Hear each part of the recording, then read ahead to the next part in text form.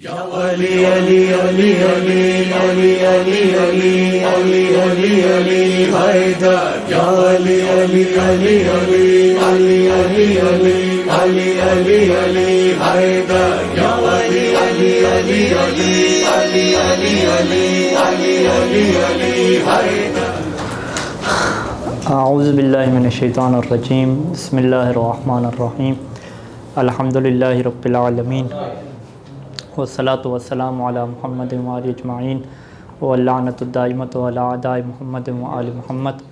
اما بعد وفقنا اللہ وإیاکم للعلم والعمل الصالح انشاءاللہ تعالی. ایک مرتبہ سب مل کے درود پڑھ لیتے ہیں. اللہم صلی جو باہر گیلری میں بیٹھے ہوئے ہیں وہ اس سوال کا جواب دیں گے کہ فقہ میں جو ہے وہ فقیر کسے کہتے ہیں. گیلری میں ایک بندہ بیٹھا ہوا بآواز بلند اس سوال کا جواب عنایت کرے. سمجھ نہیں ہے میرا سوال. اچھا, فقیر کسے کہتے ہیں جی؟ فقہ میں فقیر کسے کہتے ہیں؟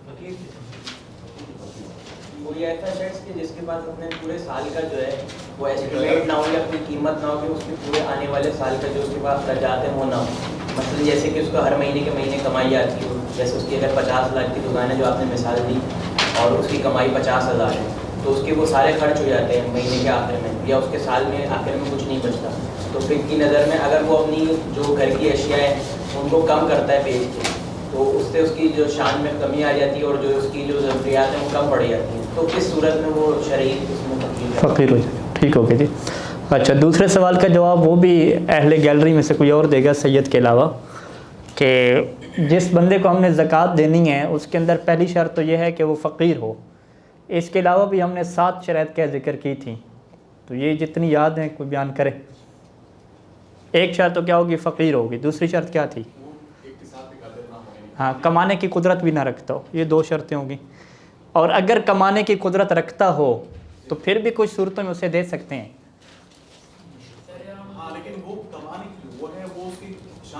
شان کے مطابق نہیں ہے. ٹھیک ہے, یا اس کو سیکھنا پڑے گا. ٹھیک ہو گیا.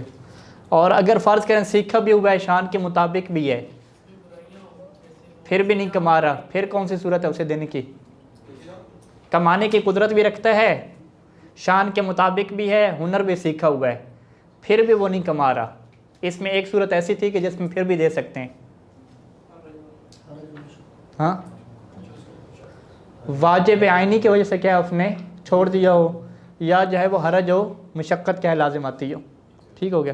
اچھا, یہ دو چیزیں ہوگی, فقیر ہو اور کمانے پہ کیا ہے قدرت نہ رکھتا ہو, یا کماتا ہو, تو یہ صورتیں ہوں جو ابھی آپ نے بیان کر دی. تیسری شرط کیا ہے جی؟ حرام پہ کیا ہے خرچ نہیں کرے گا. ٹھیک ہے, مومن ہو. چوتھی شرط متجاہر بالفسق نہ ہو. 5ویں تارک الصلاۃ نہ ہو. 6ٹھی ہو گئی. نفقہ واجب اس کا نہ ہو اس کے اوپر. 7 ہو گئی. 8واں جو ہے وہ سید کس کو؟ غیر سید کو نہ دے. ٹھیک ہے, سید کو دے سکتا ہے. یہ چیزیں ٹھیک ہے. احسن تم سے. آج ہم جس مسئلے کو ڈسکس کریں گے وہ اسی مستحقات میں سے ہے کہ کیا مدارس اور امام بارگاہ اور مساجد کو فطرہ دے سکتے ہیں یا نہیں دے سکتے. ٹھیک ہے جی. یہاں پہ ہم سب سے پہلے جو ہے وہ مدارس کے بارے میں یہ سوال اٹھاتے ہیں کہ اگر آپ مدارس کو فطرہ دیں گے تو کس کو دیں گے جی مدارس میں سے؟ یعنی پہلی صورت کیا ہے کہ جو طلاب ہیں وہاں پہ ان کو دیں گے نا. ٹھیک ہے جی. تو طلاب کو جو دیں گے تو طلاب کے اوپر 2 قسم کے عنوان کیا ہے آپ سیٹ کریں گے. طلاب کے اوپر 2 قسم کے عنوان سیٹ ہو سکتے ہیں. ایک عنوان کون سا سیٹ کریں گے؟ فقیر کا. اور دوسرا ایک عنوان فقہ میں ڈسکس ہوتا ہے جسے کیا کہتے ہیں؟ سبیل اللہ. ٹھیک ہے جی. یہ سبیل اللہ کا عنوان کیا ہوتا ہے؟ سبیل اللہ کا عنوان یعنی جس طریقے سے قرآن مجید میں اب زکوٰۃ کی بات آئی تو قرآن مجید نے اس کے 8 کیا ہے مصارف بتائے. للفقراء والمساکین وابن السبیل وللغارمین والعاملین. اس طریقے سے کر کے اس میں سے ایک کیا ہے؟ ایک سبیل اللہ ہے, اللہ کا رستہ.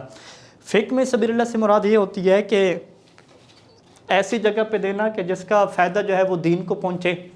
ٹھیک ہے, کہ ایسے آپ ادارہ بنائیں, کتابیں نشر کریں. ٹھیک ہے, کوئی مدرسہ بنائیں, یا کسی ایسے بندے کو آپ سپورٹ کریں کہ جس بندے کی تعلیم اور کام کی وجہ سے دین کو کیا ہے फ़ायदा پہنچے گا, عمومی طور پہ دین کو फ़ायदा پہنچے گا. یعنی وہ فرض کریں کہ عقائد کے اوپر کیا ہے لوگوں کو جواب دے گا, فقہی موضوعات کے جوابات دے گا, تو اس طریقے سے اس کا فائدہ کیا ہے عمومی ہے. ٹھیک ہے, تو جس بندے کا دین کے حوالے سے عمومی فائدہ ہو, یا جس مرکز کا یا جس بلڈنگ کا یا جس کتاب کا عمومی فائدہ ہوگا, اسے کیا کہیں گے؟ سبیل اللہ کہیں گے. ٹھیک ہے جی. اب اس سبیل اللہ میں یہ شرط نہیں ہوتی کہ وہ خود فقیر بھی ہو. ٹھیک ہے, اگر فرض کریں کہ ایک طالب علم ہے, آپ نے کہا کہ یہ طالب علم کیا ہے؟ ایکٹیو ہے. ٹھیک ہے, اگر ہم اس کو مالی طور پہ سپورٹ کرتے ہیں تو یہ مستقبل میں کیا ہے, اس کا فائدہ عمومی ہوگا کہ یہ جو ہے وہ مذہب کا دفاع کرے گا, دین کا دفاع کرے گا, لوگوں کو اچھی تبلیغ کرے گا. تو یہ کس میں چلا جائے گا؟ سبیل اللہ میں چلا جائے گا. اب سبیل اللہ میں یہ ضروری نہیں ہوتا کہ وہ فقیر ہو, بلکہ سبیل اللہ میں وہ فقیر نہ بھی ہو, غنی بھی ہو, اس کے پاس پیسہ وغیرہ ہو بھی صحیح, پھر بھی کیا ہے اسے سبیل اللہ کے عنوان سے کیا دے سکتے ہیں. ٹھیک ہے جی. یعنی سبیل اللہ میں یہ ضروری نہیں ہوتا کہ وہ بندہ فقیر ہو یا جو ہے وہ قادر علی الاکتساب نہ ہو, یا جو باقی شرائط لگائی جاتی ہیں. بس سبیل اللہ میں یہی دیکھا جاتا ہے کہ بھی اس کو دیں گے تو دین کا عمومی فائدہ ہوگا یا دین کا عمومی فائدہ نہیں ہوگا. اگر ہوگا تو وہ کیا سبیل اللہ کا مصداق ہے. یہ کس میں قانون ہوتا ہے؟ زکوٰۃ میں ہوتا ہے. یعنی تمام تقریباً اکثر فقہا یہ کہتے ہیں کہ زکوٰۃ کے اندر کتنے آپ کے پاس حصے ہوتے ہیں؟ 8 کیا ہے مصارف ہوتے ہیں, ان میں سے ایک کیا ہے؟ سبیل اللہ ہے.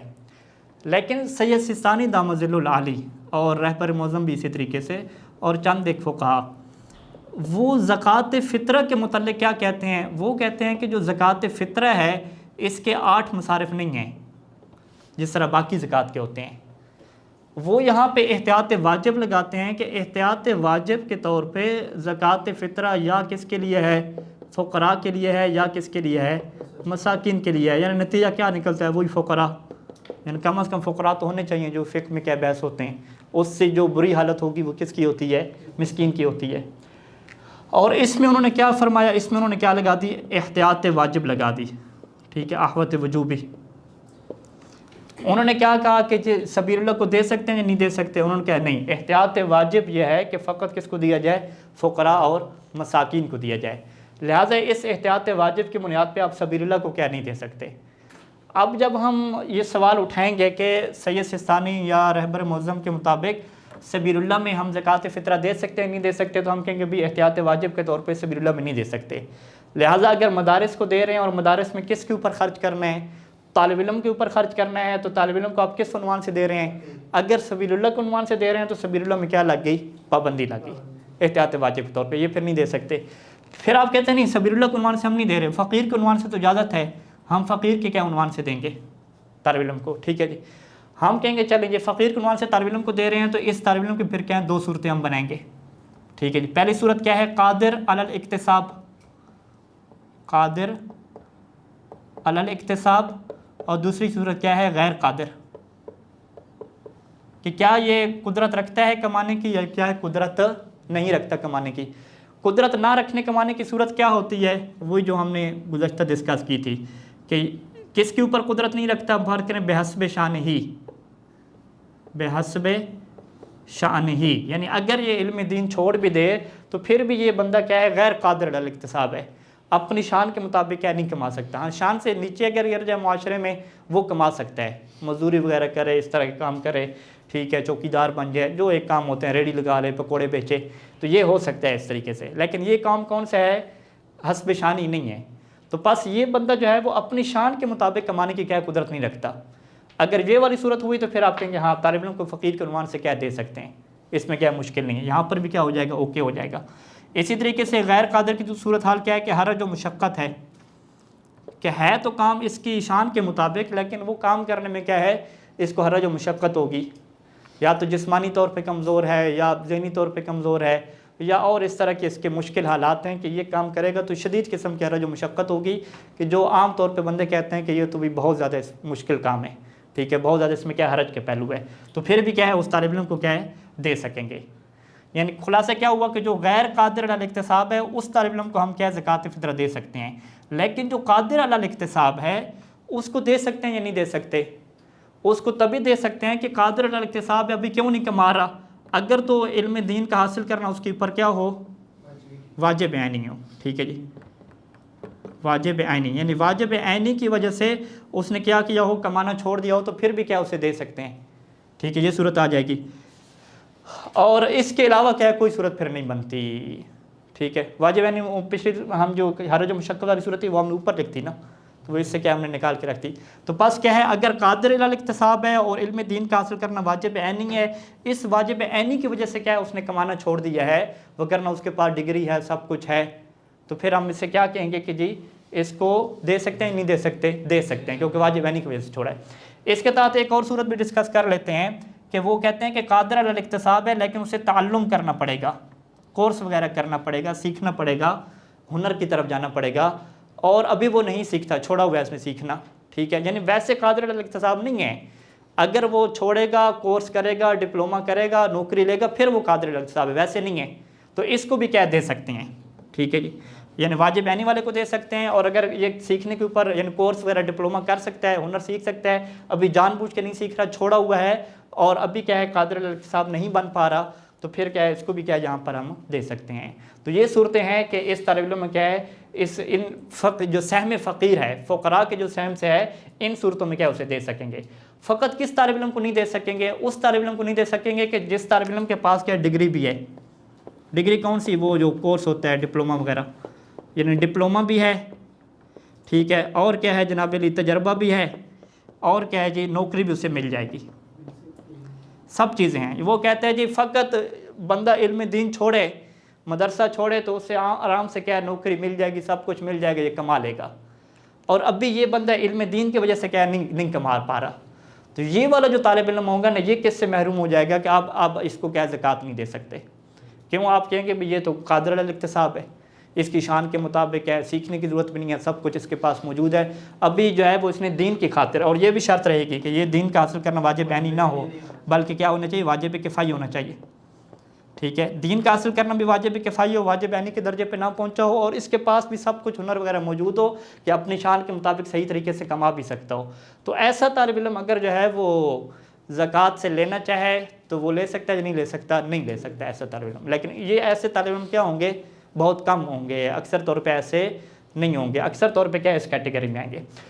لہٰذا خلاصہ کلام کیا ہوا کہ ہاں جی مدارس میں دے سکتے ہیں, نہیں دے سکتے. آپ پہلی صورت کیا کریں گے کہ مدارس میں اگر آپ طلاب کو دے رہے ہیں تو سہم سبیل اللہ میں احتیاط واجب کے طور پہ نہیں دے سکتے, سہم سبیل اللہ کے عنوان سے. اور اگر آپ فقیر کے عنوان سے دینا چاہ رہے ہیں تو فقیر کے عنوان سے شرط یہ ہے کہ وہ غیر قادر علی الاکتساب ہو, یا اگر قادر علی الاکتساب ہو تو پھر اس کے سیکھنے کی ضرورت پڑتی ہو, یا قادر علی الاکتساب ہو تو واجب عینی کی وجہ سے کیا چھوڑ چکا ہو, تو پھر اس کو دے سکتے ہیں, ٹھیک. ہاں یہ وہ اس صورت میں چلے جائیں گے, ٹھیک ہے. یہ مسئلہ انشاءاللہ کلیئر ہے, واضح ہے. اب بھی اگر کوئی آپ میں سے اس سوال کا جواب دے,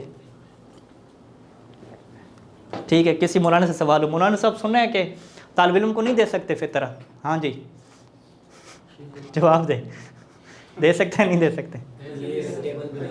یہ ٹیبل دکھا دیں گے اسے, یہ پوچھیں گے اس سے کس عنوان سے دے رہے ہیں, اگر فقیر ہے یا سبیل اللہ. ہاں وہ کہے گا فقیر کے عنوان سے دینا چاہ رہے ہیں. تو پھر اگر قادر ہے, یعنی آپ دیکھیں عام طور پہ آپ خود دیکھ لیں گے, یعنی بعض کا کیا ہوتا ہے کہ وہ کہتے ہیں آپ خود بتائیں یہ طالب علم بیٹھے ہوئے ہیں, دینا ہے یا نہیں دینا, کہتے ہیں لمبی صورت چھوڑو, دینا ہے یا نہیں دینا. آپ خود بتا دیں گے کہ ہاں بھی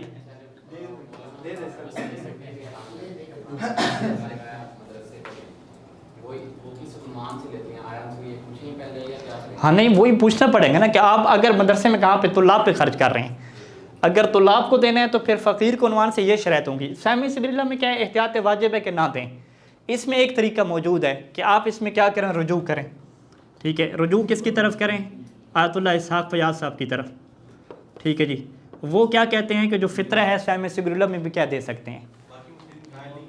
باقی مجتہد مثلا دیکھے نہیں ہے میں نے, باقی بھی کیا کچھ قائل ہیں, کافی قائل ہیں, مطلب ایسا نہیں ہے. سید سیستانی احتیاط واجب لگاتے ہیں نا. آیت اللہ سید حکیم مرحوم ہو گئے, وہ اس سہم سبیل اللہ کے قائل تھے.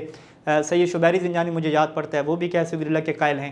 یعنی بہت سارے فقہا قائل ہیں کہ جس طریقے سے عام زکوٰۃ کے قرآن نے 8 مصرف بتائے ہیں, زکوٰۃ فطرہ کے بھی 8 مصرف ہیں, ٹھیک ہے, واضح ہے. تو اس صورت میں آپ پھر اس طالب علم کو فقط دے سکیں گے کہ جو طالب علم صحیح طریقے سے پڑھائی کر رہا ہے اور ایکٹیو, آپ کو پتہ ہے کہ یہ اچھا خطیب یا اچھا مبلغ بن سکتا ہے, اس کا فائدہ ہوگا عمومی طور پہ, عمومی یعنی عوام کو فائدہ ہوگا دین کے والے سے, فقط اس کو دے سکتے ہیں. اور جو بیچارہ آپ کو پتہ ہے کہ نہیں یہ اچھا مبلغ ہی نہیں ہے, یہ تو اپنی مشکل سے مباحثے کرا پاتا ہے, ٹھیک ہے, فرض کریں, اس کو پھر نہیں دے سکیں گے, واضح. اچھا, یہ پہلی صورت کب ہے کہ جب وہ جو بندے فطرہ کہہ رہے ہیں مدارس کے لیے وہ طلاب کو دینا چاہ رہے ہوں, دوسری صورت کیا ہے کہ نہیں طلاب کو نہیں دینا چاہ رہے، وہ بلڈنگ پہ لگانا چاہ رہے ہیں، ٹھیک ہے جی. بلڈنگ کیا مطلب بجلی کا بل دینا ہے، پنکھے سیٹ کروانے ہیں، کمرہ بنوانا ہے، کارپیٹ وغیرہ ہو گئی، ٹھیک ہے جی، اس طرح کی چیز، کولر مدرسے کا لے کر آنا ہے، یعنی طالب علم کو نہیں دینا، بلڈنگ پہ کیا لگانا ہے. تو یہ کس میں جائے گا؟ یہ تو فقراء والے میں جا نہیں سکتا، یہ کس کے اوپر جائے گا؟ سبیل اللہ میں جائے گا، ٹھیک ہے. پھر آپ کہیں گے کہ چونکہ یہ سامع سبیل اللہ ہے اور صحیح سے ثانی کہ اس میں احتیاط واجب ہے، رہبر معظم کی احتیاط واجب ہے، تو اس میں پھر آپ کو کیا کرنا پڑے گا؟ رجوع کرنا پڑے گا. اور رجوع کے لیے آپ اسحاق فیاض صاحب کی طرف یا ایسے فقیہ کی طرف جائیں کہ جس کی فل عالمیت ثابت ہو، یا کم از کم یہ ثابت ہو کہ جو عالم ہو سکتا ہے وہ انہی میں سے کوئی ایک ہو سکتا ہے، جس سے ہم کیا کہتے ہیں؟ شبہ عالمیت. ٹھیک ہے، واضح ہے جی یہاں تک. اچھا، یہی قانون کہاں پہ آئے گا؟ امام بارگاہ، مساجد، اور اس کے علاوہ جو پورے ایک ادارے ہوتے ہیں لوگوں کو سپورٹ کرنے کے لیے، روڈ وغیرہ بنانا، گلی وغیرہ بنانا، ٹھیک، این جی اوز مثلا کہہ سکتے ہیں، ٹھیک ہے. یعنی جس کے اوپر سبیل اللہ کی تعریف آتی ہو، یعنی ان کا کام ایسا ہو کہ جس کی وجہ سے دین کو کیا ہوتا ہو؟ فائدہ ہوتا ہو، یا اس طریقے سے جو عمومی لوگوں کو کیا ہے اس سے فائدہ پہنچتا ہو، لوگوں کی اس میں خدمت ہوتی ہو، تو وہ سبیل اللہ کا عنوان بنے گا. اور سبیل اللہ میں احتیاط واجب کے طور پہ نہیں دے سکیں گے، رجوع کا وہاں پہ آپشن کیا استعمال کرنا پڑے گا.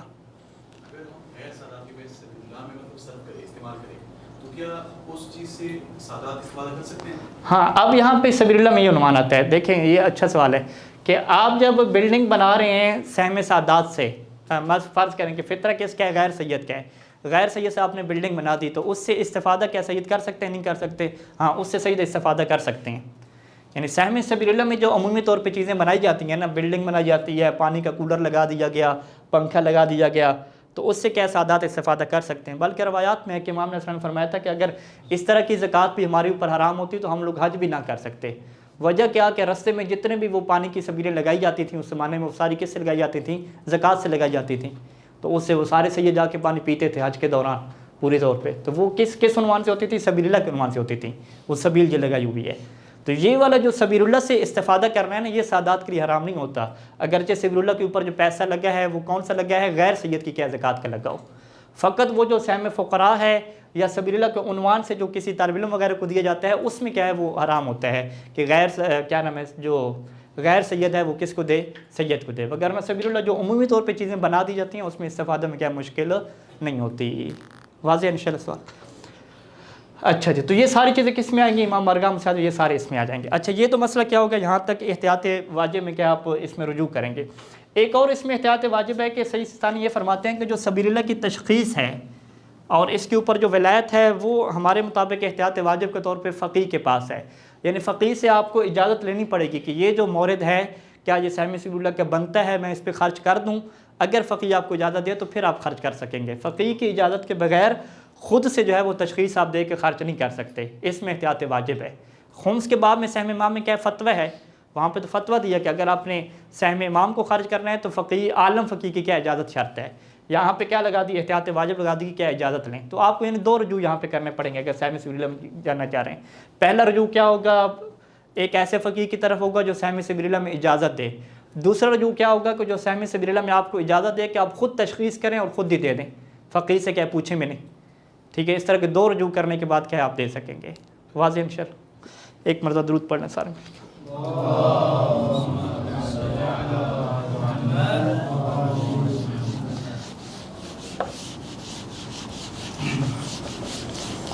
اچھا جی، اگلا جو ہمارا ہے فطرے کا موضوع کہ وہ جو روایت میں الفاظ آئے تھے کہ لا تنقل من ارض الى ارض، لا تنقل من ارض الى ارض، یہ قانون ہے. اس کی بنیاد پہ کچھ فقہاء نے فتویٰ دیا، کچھ نے احتیاط واجب لگائی.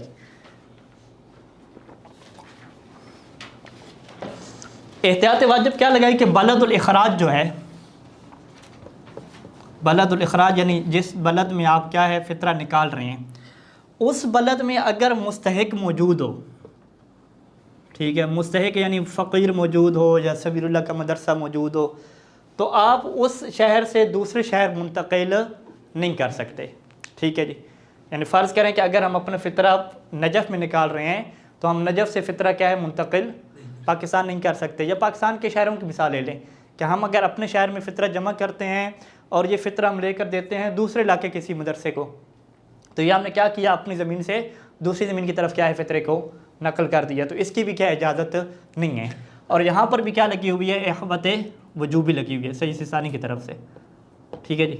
فقیر کو دینا ہو، فقیر بھی ایسے ہے. کہتے ہیں کہ ہم نے رشتہ داروں کو پہلے دے دینا. رشتہ دار کہاں پہ ہونے چاہیے؟ اپنے علاقے میں ہونے چاہیے. دوسرے میں ہو تو ہاں دوسرے میں تو پھر مشکل ہو جائے گی. ٹھیک ہے جی. بلد الاخراج یعنی جہاں پہ آپ نکال رہے ہیں اگر وہاں پہ مستحق موجود ہے تو پھر پابندی لگ جائے گی کہ آپ باہر اس کو لے کر نہیں جا سکتے. ٹھیک ہے جی. یہ جو پابندی لگی ہے یہ احتیاط وجوبی کے طور پہ لگی ہے. ٹھیک ہے. اب اس سے بچنے کا ایک طریقہ تو کیا ہے؟ رجوع کریں. ٹھیک ہے. رجوع کا میں نے آپشن یہاں پہ نہیں دیکھ سکا اور مشکل ہے کہ یہاں پہ کوئی کیا رجوع کی اجازت دے. ٹھیک ہے. تو اس کا ایک اور قانون کیا ہوتا ہے کہ آپ نے اگر دوسرے علاقے میں فطرہ نکالنا ہے تو پہلے آپ کا وہاں پہ کیا ہونا چاہیے؟ پیسہ موجود ہونا چاہیے. ٹھیک ہے. یا تو آپ خود سفر کر کے وہاں چلے جائیں، ایک یہ طریقہ ہے، اور وہاں پہ سفر کر کے جائیں اور وہاں پہ کیا فطرہ نکال دیں کیونکہ آپ جس علاقے میں ہوں گے وہاں پہ کیا آپ کا فطرہ نکالا جائے گا. دوسرا کیا ہے کہ آپ سفر نہ کریں بلکہ جو آپ کا مال ہے نا وہ کیا کرے جی؟ سفر کرے. مال آپ کا جس علاقے میں موجود ہوگا وہی علاقہ کیا بنے گا؟ معیار بنے گا. تو اب اس کا طریقہ کیا ہے کہ آپ نے اگر دوسری زمین پہ نکالنا ہے تو آپ کیا کہ میں نے اپنے مال سے نکالنا ہے نا تو آپ دوسری زمین پہ پہلے اپنا مال پہنچائیں. ٹھیک ہے جی. پہلے یہاں سے پیسے ٹرانسفر کر دیں پاکستان میں، یا ٹرانسفر کریں یا وہاں کسی سے لے لیں ادارے. ٹھیک ہے جی. کیونکہ ادار پہ جو آپ مال ہوتا ہے وہ بھی آپ کا بن جاتا ہے نا. تو یا تو آپ وہاں سے کسی سے قرض پکڑیں، اس کو کہیں کہ آپ میری طرف سے مجھے قرض دے دیں، میں آپ کو بعد میں بیچ دوں گا، یا پہلے اپنا پیسہ بھیجیں. پیسہ جب آپ کے وہاں پہ پہنچ جائے اس کے بعد فطرے کی کیا کریں؟ نیت کریں. انہیں کہیں کہ یہ جو پیسہ میرے پہنچ چکا ہے وہاں پہ یہ میں کیا فطرے کے طور پہ ادا کرتا ہوں. ٹھیک ہے. تو یہ طریقہ ہو جائے گا کہ اگر آپ نے باہر کے مدارس کو یا باہر کے طلاب کو یا رشتہ دار جو دوسرے علاقے میں رہتے ہیں یا ہم نجف میں ہیں تو ہم نے اپنے خاندان کے رشتہ داروں کو سپورٹ کرنا ہے تو پہلے پیسہ ہمارا وہاں پہ ہونا چاہیے، چاہے قرض کے طور پہ لیں یا اپنا کیا ہے پہلے بھیج دیں. تو پیسہ وہاں پہ ہوگا پھر وہاں سے ہم نکال دیں گے تو اس میں کوئی مشکل کیا ہے؟ شرعی ختم ہو جائے گی. یعنی بغیر رجوع کے یہ مشکل کیا ہو جائے گی؟ ختم ہو جائے گی. واضح ہے یہ طریقے؟ واضح ہیں. آپ نے فطرہ منتقل نہیں کیا، آپ نے کیا منتقل کیا؟ پیسہ منتقل کیا. نتیجہ وہی نکلا ہے. ہاں نتیجہ وہی نکلا ہے، نتیجہ وہی نکلا ہے، لیکن آپ کیا ہے شرعی طریقہ آپ نے اپنایا. ہاں پیسہ بینک اکاؤنٹ ٹرانسفر کریں. ہاں احسن تو جی ڈائریکٹ آپ کے پاکستان میں اکاؤنٹ بنا ہوا ہے وہاں پہ پیسہ آپ کا موجود ہے تو وہاں سے ڈائریکٹ نکال دیں آپ. یہ طریقہ ہے. یا اگر وہاں اکاؤنٹ نہیں ہے کسی سے آپ کسی کو پیسہ بھجوا دیں وہاں پہ اپنا، نتیجہ وہی نکلے گا لیکن نتیجہ کیا ہے؟ آپ نے فطرہ منتقل نہیں کیا، مال منتقل کیا ہے. ٹھیک ہے. تو یہ چیزیں شریعت میں کیا معنی رکھتی ہیں؟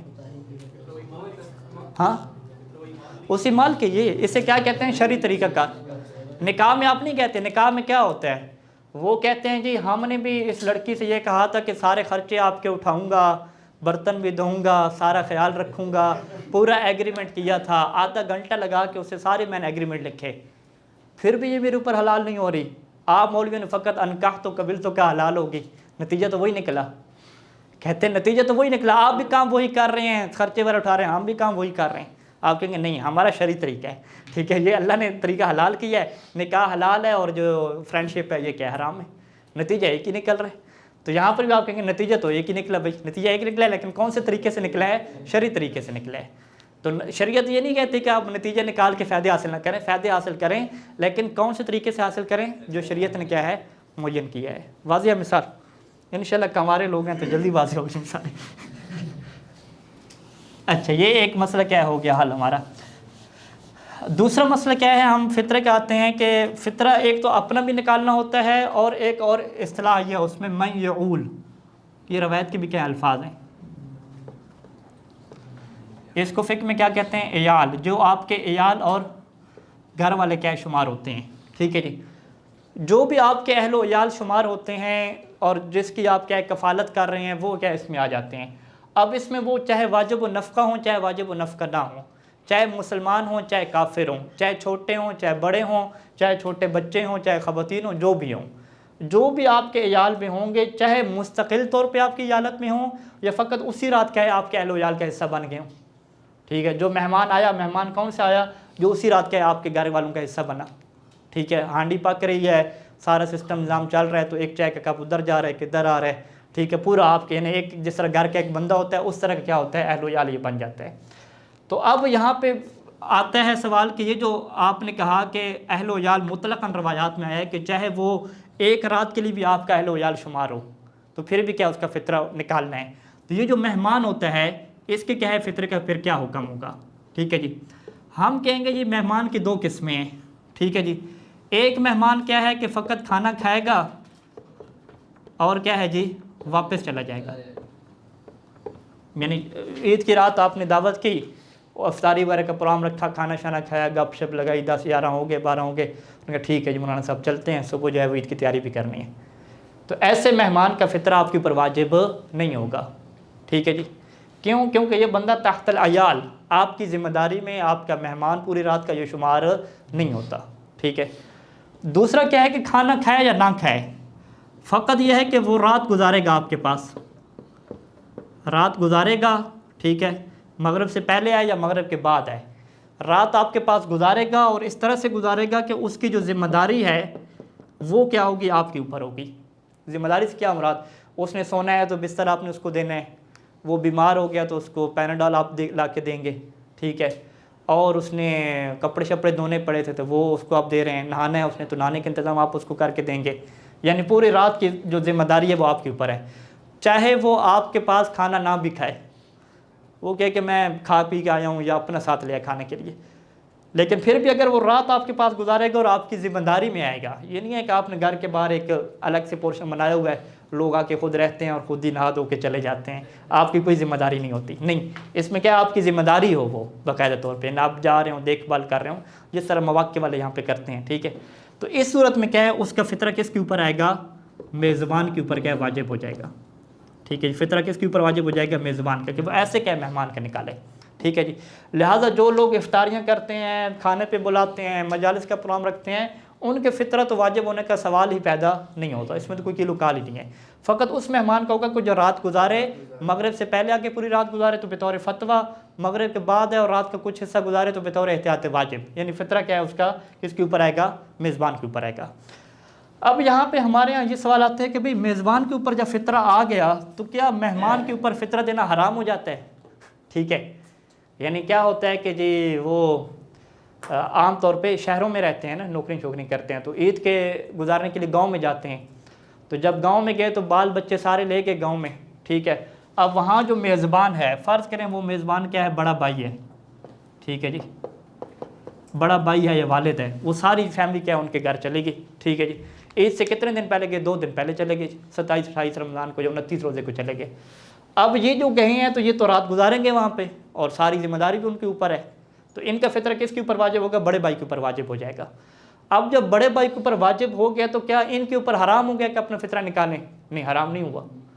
یہ اپنا فطرہ نکال سکتے ہیں پھر بھی، لیکن اس میں ضروری کیا ہوگا کہ یہ بڑے بھائی سے کیا لیں گے؟ اجازت لیں گے.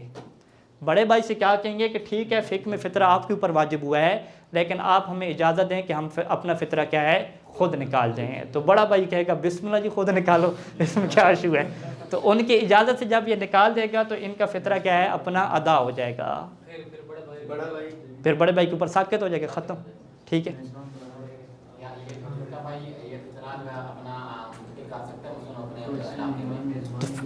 منتقل والا سوال پہلے تو بحث کر دیا ہے نا. اپنے علاقے میں وہی ہے نا کہ جہاں اس کا پیسہ ہے وہاں دے، پہلے پیسہ منتقل کرے. یہ والی شیخ مہمان میں چلے گی؟ مہمان میں یہ چلے گی نا، مہمان کی تو بات کر رہے ہیں نا. نہیں غیر مہمان، یہ تو بڑا بھائی ہے نا. چلیں مہمان کسی کے ہاں میزبان گئے ہیں، جو بھی میزبان ہے کل، یہاں تو ایک بڑا بھائی میزبان بنایا نا. میزبان کے علاوہ آپ میزبان کس کو بناتے ہیں؟ قبلہ صاحب کو بنا لیتے ہیں. ٹھیک ہے جی. قبلہ صاحب کے یہاں کیا ہے؟ وہ میزبان بن کے، وہ بڑا بھائی بھی نہیں ہے کچھ بھی نہیں ہے. ٹھیک ہے. وہاں بھی یہ قانون چلے گا. تو قبلہ صاحب کہہ سکتے ہیں کہ فطرہ میرے اوپر واجب ہے لیکن میں آپ کو اجازت دے رہا ہوں کہ اپنا فطرہ دے دیں. آپ یہ کہہ سکتے ہیں کہ میں اپنا نہیں دیتا. ٹھیک ہے. یہ کہہ سکتے ہیں کہ میں اپنا نہیں دیتا، آپ کے اوپر واجب ہے آپ دو. ٹھیک ہے. اور اگر اس نے اپنا فطرہ ادا نہ کیا آپ کا، پھر بھی آپ کے اوپر دینا واجب ہو جائے گا. یہ نہیں ہے کہ آپ آزاد ہو گئے مکمل طور پہ. ٹھیک ہے. یعنی آپ کے میزبان کے اوپر فطرہ واجب تھا، اس نے کیا ادا نہیں کیا. چلیں یہ ہم اس میں صورتیں بنا لیتے ہیں. پہلی چیز کیا ہے؟ اجازت. ہم نے کہی نا، اگر تو کیا ہے اجازت کے ساتھ اپنا فطرہ آپ خود نکالیں تو آپ کا فطرہ کیا ادا ہو جائے گا، اس کے اوپر کیا ہو جائے گا؟ ساکت ہو جائے گا. دوسری صورت کیا ہے کہ میزبان آپ کا کیا ہے؟ فقیر ہے. ٹھیک ہے جی. میزبان کیسے فقیر ہے؟ اس کے کیا اخراجات مشکل سے پورے ہوتے ہیں، اس کی شان کے مطابق پورے نہیں ہوتے، اور آپ کیا فقیر نہیں ہیں، تو یہاں پر فطرہ میزبان کے اوپر نہیں آئے گا، بلکہ خود کیا ہے آپ کے اوپر کیا ہوگا، واجب ہوگا۔ یہاں پہ اس کے اوپر واجب نہیں ہوگا، آپ کے اوپر کیا ہے نکالنا واجب ہو جائے گا۔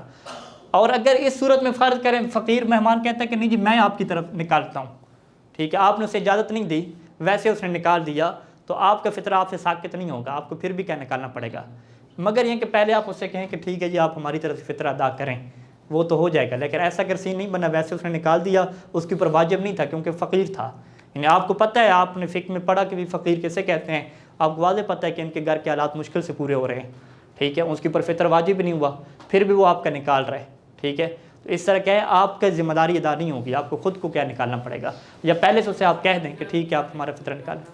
جی ہاں آدھی رات بھی آ جائے پھر بھی ہے، احتیاط واجب ہے۔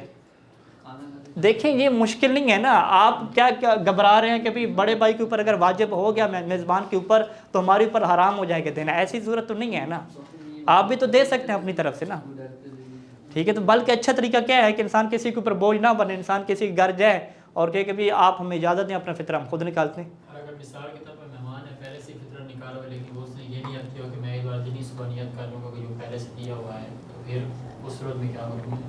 ہاں اس کو ہم یہ ابھی ہم گفتگو کرتے ہیں اگلے پوائنٹ میں، اس میں ہم یہ مسئلہ کلیئر ہے انشاءاللہ۔ اگر انسان بالکل مالدار ہے لیکن پھر بھی وہ فطرہ نہ دے، مہمان ہے اور ان کو بتایا بھی نہیں، تو مہمانوں سے تو ساکت ہے یا ساکت نہیں مہمانوں کے اوپر پھر واجب ہو جائے گا۔ نہیں بتایا بھی نہیں ہے، کیا بتائے پتہ نہیں چلا؟ ان کو بتایا نہیں، مطلب شرعی طور پر تو میزبان پہ دیکھیں میزبان کے اوپر فطرہ واجب تھا، وہ مالدار تھا، غنی تھا، اور میزبان نے فطرہ ادا نہیں کیا، اب کیا ہے اس کو پتہ چل گیا یا نہیں پتہ چلا، دو صورتیں ہیں نا، اگر اسے پتہ چل گیا کہ اس نے ادا نہیں کیا تو اس کے اوپر کیا واجب ہوگا اپنا ادا کرنا، ٹھیک ہے، اگر وقت گزر چکا ہے تو پھر ادا کی نیت کے بغیر کیا ادا کرے گا احتیاط واجب کے طور پہ، ٹھیک ہے، اور اگر اسے پتہ ہی نہ چلے ادا نہیں کیا تو جس چیز کا پتہ نہیں ہے اس کی تکلیف کیا، ٹھیک ہے، وہ تو پھر قیامت کے دن پتہ چلے گا کیا ہے۔ جیسے بعض اوقات ملازمین ہوتے ہیں تو وہ مالک کے گھر میں ہی رہتے ہیں نا، ملازمین ہاں احسن تو مالک کے گھر میں رہتے ہیں، لیکن یہ ہے کہ ہر سال وہ مالک کے گھر ہی عید کرتے ہیں، لیکن ایک سال ایسا ہوتا ہے کہ وہ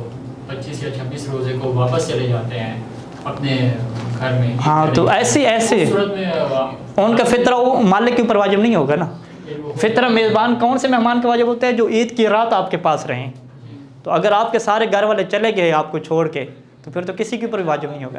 شرعی فقیر ہے ہاں جی کے طور پہ، تو پھر اس کے اوپر تو فطرہ واجب نہیں ہے، کس کے اوپر؟ جو فقہ کے طور پہ فقیر ہے، ہاں فقہ کے طور پہ جو فقیر اس کے اوپر تو واجب ہی نہیں ہے نا پھر، نہیں ہے نا، تو ہاں لیکن میزبان کے اوپر تو واجب ہوگا نا۔ تو بندہ جا کے خود بتائیں میزبان کو فقہ کے طور پہ فقیر، نہیں دیکھیں یہ ایک سوال ہے، یہ جو اہل و عیال ہوتے ہیں، ٹھیک ہے، اہل و عیال کا فقیر ہونا شرط نہیں ہوتا، یہ فقیر ہوں، غنی ہوں، مسلم ہوں، کافر ہوں، ٹھیک ہے، اور کیا ہے، بالغ ہوں، نابالغ ہوں، اہل و عیال کو نہیں دیکھنا، جن کا فطرہ آپ نکال رہے ہیں وہ جو بھی ہوتے رہیں ان کا فطرہ دینا پڑتا ہے، 2 سال کا بچہ ہے وہ کون سا امیر ہے، ٹھیک ہے، یا وہ بچیاں ہیں چھوٹی، بوڑھے ہیں، ٹھیک ہے، ان کو دینا پڑے گا فطرہ۔ یہ کس کے اعتبار سے ہے؟ معیل کے اعتبار سے، عیال کی بات نہیں ہے، معیل جو ان کی پرورش کر رہا ہے، جو ان کو ہینڈل کر رہا ہے، وہ اس کو دیکھا جائے کہ یہ خود فقیر ہے یا غنی ہے، ٹھیک ہے۔ ابھی آپ والے پوائنٹ پہ آتے ہیں، ابھی سوال یہ ہے کہ فطرہ کب واجب ہوتا ہے اور کب نکالنا کیا ہوتا ہے، جائز ہوتا ہے۔ سید سیستانی نے ایک روایت کے مطابق کیا فتویٰ دیا، اس روایت میں امام نے فرمایا تھا کہ من اول یوم رمضان، کہ ماہ رمضان کے پہلے دن سے آپ اپنا فطرہ کیا ہے نکال سکتے ہیں، اور ادا کی نیت سے نکالیں گے، قرض وغیرہ کی نیت کرنے کی ضرورت ہی نہیں ہے۔ تو سید سیستانی کے مطابق مسئلہ کیا ہو گیا، آسان ہو گیا۔ تو لہٰذا اگر ایک بندے نے اپنا فطرہ پہلے سے نکال دیا ہے اور وہ کسی کے گھر مہمان چلا جاتا ہے تو وہ کہہ سکتا ہے کہ میں سید سیستانی کا مقلد ہوں، میں نے اپنا فطرہ کیا ہے نکال دیا ہے، تو دوبارہ اس کے اوپر کیا واجب پھر نہیں ہوگا، تو وہ مہمان خود دے گا اپنا، اس نے نکال دیا نا اپنا۔ نہیں اگر کوئی میزبان ہو اس نے پہلے سے نکال لیا ہو اور اس کے گھر مہمان کوئی آ جاتا ہے، ہاں میزبان نے اپنا نکال دیا ہے، ہاں تو اب ان کا تو نکالے گا نا جو اس کے گھر آیا ہے۔ اب جو اس کے گھر آیا وہ کہتا ہے کہ میں نے بھی اپنا نکال دیا ہے، تو پھر کیا ختم ہو جائے گا۔ جیسے یہاں عراق میں اس چیز کا ایشو ہوتا ہے، حافظ صاحب کے مقلدین ہیں، کچھ آغاز ثانی کو ایک دن بعد میں عید کرتے ہیں یا پہلے کر لیتے ہیں، اب میزبان جو ہے وہ آغاز ثانی کا مقلد ہے اور مہمان جو ہے وہ حافظ صاحب کا مقلد ہے. ہاں میزبان اپنی تکلیف کو دیکھے گا. لیکن جو حافظ صاحب کو مقلد ہے اس کی عید ایک دن پہلے بن جاتی ہے اور جو دوسرا آغاز ثانی کا مقلد وہ ان کی ایک دن بعد بنتی ہے. تو اس صورت میں اگر وہ مہمان بن تو پھر اس مسئلے کا کیا؟ تو اگر عید والے دن وہ رہے وہ تو اپنے طور پہ دیکھے گا نا. میزبان دیکھے گا کہ میرے مجتہد کے مطابق آج کیا 30 ماہ رمضان ہے, ٹھیک ہے, یا آج جو ہے وہ عید کی رات ہے, تو اس رات وہ رہ رہا ہے یا بندہ نہیں رہ رہا. اگر اس رات اس کے پاس رہ رہا ہے تو پھر فطرہ ہوگا, وغیرہ نہیں ہوگا. میزبان اس کو فطرہ ادا کرے گا؟ ہاں ادا کرے گا. میزبان کی حدیث تو ہاں اگر اس نے مہمان نے اگر اپنا ادا نہیں کیا اس کے اوپر واجب ہے, ہوگا نا. دوسرا بھی ادا کرے گا. نہیں وہ تو ادا نہیں کرے گا. جیسے اگلے دن میزبان کی نزدیک تو عید ہے ہی نہیں نا اس کا. کس کی؟ سستانی صاحب کی. نہیں, یہ تو سوال واضح نہیں ہے. کیسے؟ یہ ہے کہ مطلب کہ مہمان صاحب کے پہلے ایک مقلد ہے حافظ صاحب کا اور ان کے عید ایک دن پہلے ہو جاتی ہے. ان کی پہلے ہو گئی. اور جو مطلب صاحب بیت ہے اس نے ادا بھی کر دیا ہے. لیکن مقلد جو ہے وہ سستانی صاحب کا ہے, تو اس دن وہ کیا کرے گا؟ وہ اس کے اوپر نہیں ہے. نہیں, میزبان اپنے مجتہد کو دیکھے گا بس. مہمان تو نہیں دے گا نا, مہمان کی پہلی مہمان تو ختم. مہمان کہہ رہے ہیں میری یہ پرورش کر رہے ہیں, میرے اوپر تو نہیں واجب نا. اگر مہمان عیال کے طور پہ ان کے پاس ہے وہ کہے گا میرے اوپر تو واجب نہیں ہے نا. عید کے روز بھی ان کے پاس رہ رہا ہے یا نہیں رہ رہا ہے؟ عید کے روز رہ رہا ہے نا. تو اس کی وہ پہلی عید ہے, اس کا 30واں روزہ ہے نا. تو اس کی وہ پہلی عید اور اس کے 30واں روزہ کیا مطلب ہے؟ اس کی دوسری عید کی رات ہوگی اور اس کی کیا ہوگی؟ میزبان کی پہلی عید کی کیا ہوگی؟ رات ہوگی. تو یہ اپنے فتوے کے مطابق چلے گا.